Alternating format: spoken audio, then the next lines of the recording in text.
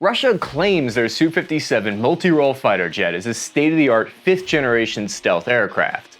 But wait a second, have we ever actually observed the Su-57 out in public or in actual combat before? Or is this just a Russian T-14 tank with wings that's never actually deployed to the front line? Or is there simply a misunderstanding out there about the correct type of tactics and doctrine that you're supposed to use with the Su-57, and it's purposely not supposed to fight close to the front lines? And I found a video on YouTube where a Ukrainian blew up an Su-57 with a Stinger missile in a military simulation game, so that's basically journalism, right? That looks credible to me. I'm your average infantryman, Cappy. Let's find out the truth about Russia's Su-57. The work for what would eventually become the Su-57 began way back in 1979, when the Soviet Union outlined a need for a next-generation fighter aircraft to enter service in the 1990s. They launched the I-90 program in the 80s with the aim of developing a multi-role fighter with substantial ground attack capabilities to replace the MiG-29 and Su-27 that were in frontline tactical aviation service at the time. The MFI and the LFI. These programs were designed to make a lighter fighter jet with respectable air-to-ground capabilities. But wait, slow down for all the slow-learning soldiers like myself in the back of the class. What the heck is a multi-role fighter? BAE Systems labels it as a swing-role aircraft, quote, an aircraft that can accomplish both air-to-air and air-to-surface roles on the same mission, and swing between these roles instantly, offering true flexibility. This reduces cost, increases effectiveness, and enhances interoperability with allied forces. So pilots can take on all different types of enemies, generals can send one aircraft for all jobs, and the military-industrial complex gets to save money. Everyone wins. A Soviet company called Mikoyan was selected to work on the MFI, and they began developing a MiG-144 aircraft, 1.44. RTM Mikoyan had a design philosophy of quantity over quality, to put it oversimplified. When the LFI program fell apart, the Sukhoi company decided to fund their own work. They began developing technologies for a next-generation fighter, the Su-37, which eventually became known as the Su-47. A man by the name of Pavel Sukhoi was creator of the company. He had a design philosophy of quality over quantity, which actually stuck with the company even after he passed away.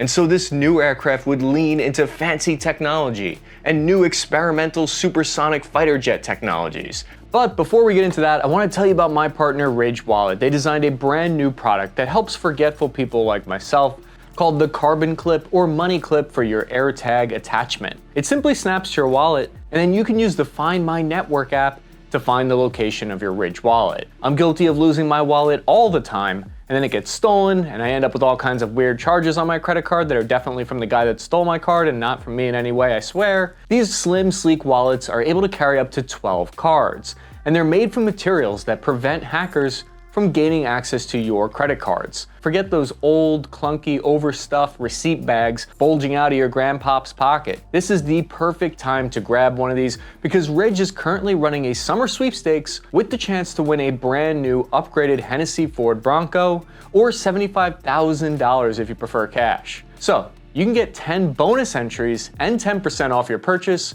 when you use my link in the description, ridgewallet.com/taskandpurpose, and by using code TASKANDPURPOSE. The jet also incorporated the use of composite materials, sophisticated fly-by-wire control systems, and new airframe technologies. Both of these projects were delayed due to a lack of funding after the fall of the Soviet Union. Prototypes were built, but the program was eventually canceled due to high costs. Neither plane would enter service into the Russian Air Force. But here's where we start to see how the company Sukhoi was seen as the more fancy aircraft designer. They were the top shelf aircraft designers. They have a reputation for being the designers of aircraft that are meant to achieve air superiority. This mentality flew in the face of old Soviet Cold War doctrine, which stressed quantity. The Russian Ministry of Defense eventually launched a new fighter jet development program in 1999 called the PAC-FA, or Prospective Aeronautical Complex of Frontline Air Forces. This program was a little smaller in scale. The new fighter jet would weigh less and split the difference between the MiG-29 and Su-27 in terms of physical size. The Su-57 would be nearly 66 feet long with a 46-foot wingspan, and it ended up weighing more than both of the other jets. This new jet was intended to be a stealth fighter jet that would serve as the basis for a family of stealth combat aircraft. This stealth aircraft would also be a multi-role fighter. A few companies bid on the project and Sukhoi eventually won out. They won because they had planned to do a lot of their work under one roof, their own roof. And they had proven to be self-sufficient during the 1990s by exporting their Su-27 aircraft to China, Vietnam, Ethiopia, and Indonesia. By 2002, Sukhoi began working on the Su-57 aircraft, known internally as the T-50, and their conceptual design for the Su-57 was approved by the Russian Ministry of Defense in 2004. Work began, government funding was granted, and then came the first of many delays. The delays and problems began almost immediately in production. This thing turned out to be like Firefly, but for aircraft development. The original maiden flight of the Su-57 was scheduled to take place around 2007, but didn't end up happening until 2010. By 2011, the aircraft had its first supersonic flight, but then came the bad news. The 5 original prototypes didn't have adequate fatigue life. This meant that there were structural cracks that had formed in the airframe during testing, and there were problems with the engines. One prototype suffered a compressor stall before takeoff in 2011 air show outside of Moscow. In 2014, another prototype suffered damage as a result of an engine fire after landing. It was around this time that Russia also invaded Crimea, and so they faced increased sanctions that affected both oil prices and their military budget. It also affected their ability to acquire advanced components. This specifically hit the Su-57 program hard. Russia had originally planned to partner with India in developing a version of the Su-57 for export, but India started having doubts around this time and eventually pulled out of the partnership completely in 2018. To make matters worse, an Su-57 crashed in 2019 inside of Russia. Due to either a flight or engine control system malfunction, there were conflicting reports on what brought the plane down, but the pilot was able to safely eject. Setting the program back even further was Sukhoi's CEO, Igor Ozar, resigned after that incident. It also had to do with the fact that a passenger jet with 41 passengers perished when an Aeroflight Sukhoi Superjet 100 made an emergency landing earlier that year, so there was a bunch of problems, just a constellation of issues. Russia originally planned to build at least 50 of the Su-57 by 2020, but they reduced that number significantly and ended up ordering just 12 in 2015. They opted to focus on the development of cheaper 4th generation aircraft like the Su-35S and the Su-30SM instead. In 2018, they ordered 2 Su-57s to be delivered in 2019 and 2020 respectively, and started producing ammo for the plane in bulk. They even claimed to have tested a couple of Su-57s in Syria in combat, and reportedly successfully fired a cruise missile in combat. By 2020, the first delivery of Su-57s to the Russian aerospace forces finally took place. 4 more were delivered in May 2022, and another batch of 4 were supposedly delivered in December of 2022. And here is where we sit today. Not sure if Russia has even used the plane in Ukraine. The Sukhoi Su-57, or as NATO refers to it, the Felon, it can achieve speeds of Mach 2 and fly supersonic without afterburners. It's a super maneuverable aircraft on all axes. It achieves this with its KSU-50 flight control system and its canted thrust vector nozzles. This allows the aircraft to perform high-angle attack maneuvers, like the Bell maneuver, as well as flat rotations with little altitude loss.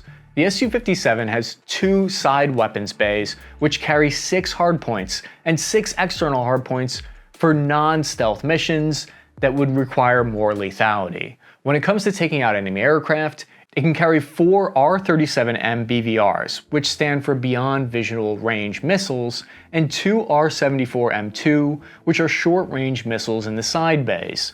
It can also carry the R-37 hypersonic air-to-air missile for extremely long ranges. For bombing ground targets, it has a nasty bite.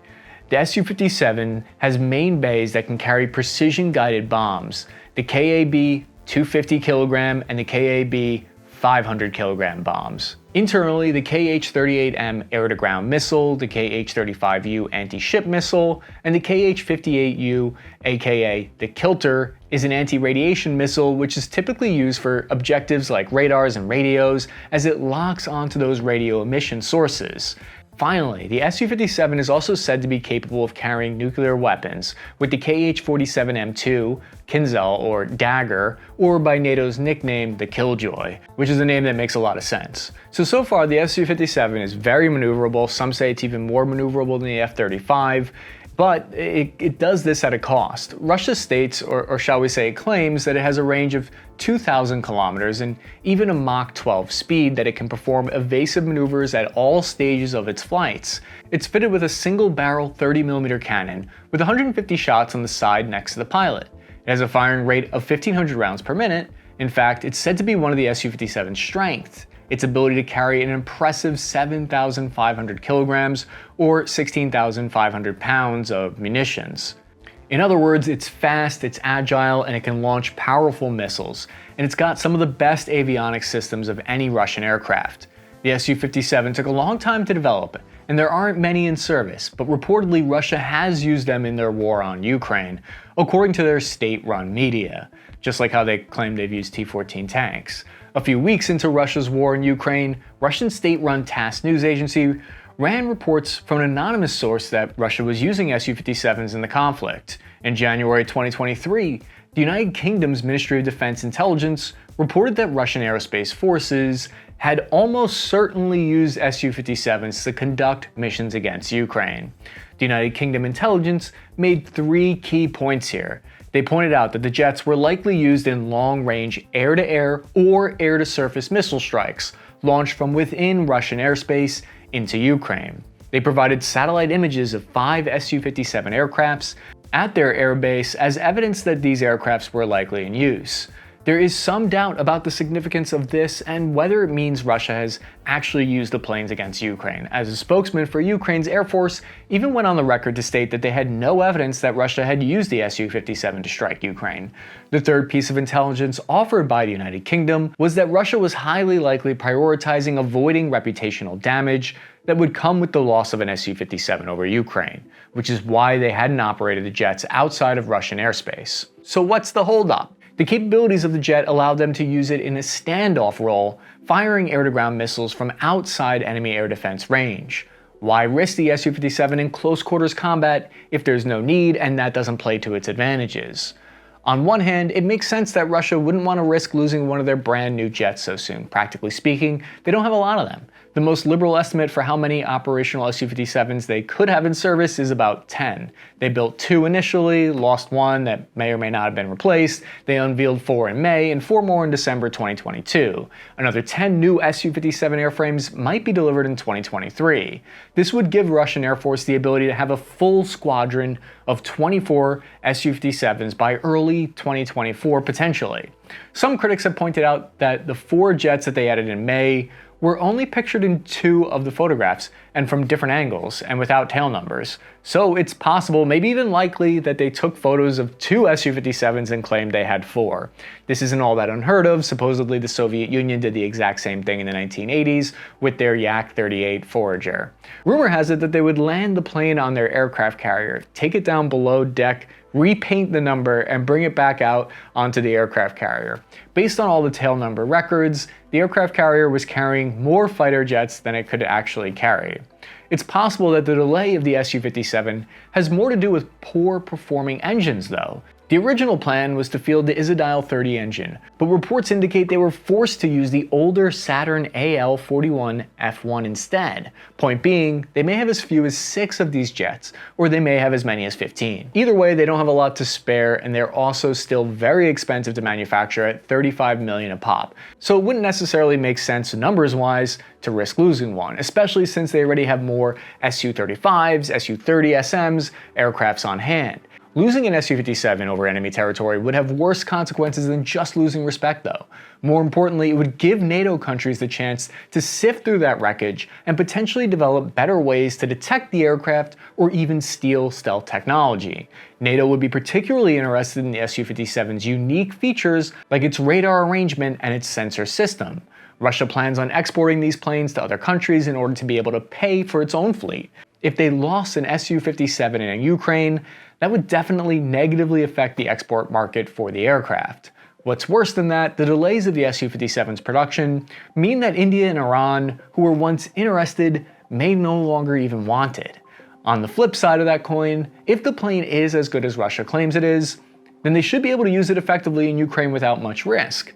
But some experts say it's because the jet isn't actually very stealthy at all, especially compared with older 5th generation fighter jets like the F-22 or the F-35. The way to measure an aircraft's stealth is by its radar cross-section, or RCS. The RCS, to put it in layman's terms, is a way of measuring the amount of energy reflected by an aircraft back towards a receiver. The aim in designing a stealth aircraft is to design it with as few surfaces that will reflect radar as possible. You do this by hiding the largest components of the aircraft, namely the engines and its weapons. Where this fails, you can also use radar-absorbent materials to avoid detection. The Su-57 certainly does some things right for stealth. It allows its missiles to be carried within its airframe, specifically there are 2 tandem internal weapons bays, but there are also a few areas where it might fall short in terms of stealth. The Su-57's twin engines are mostly concealed from the front, but the back of the engines are still exposed. The Su-57 uses radar-absorbent materials to hide the engine face instead of the actual serpentine ducts like the ones on the F-22. And the good old folks on the internet were quick to point out that there were exposed Phillips head screws used on the Su-57 wing. These screws not only make the plane more detectable by radar, but they also give the entire plane that sleek, someone's uncle built this in their garage type of look, although the production model probably fixed that. The Su-57 has an infrared search and track system, but it can't be used without exposing itself to radar. The way the system is designed, the IRTS system faces backwards when it's turned off, but when it's turned on, flips back around, faces forward, forming a sphere, which is the worst shape or the best shape for your enemies for reflecting radar.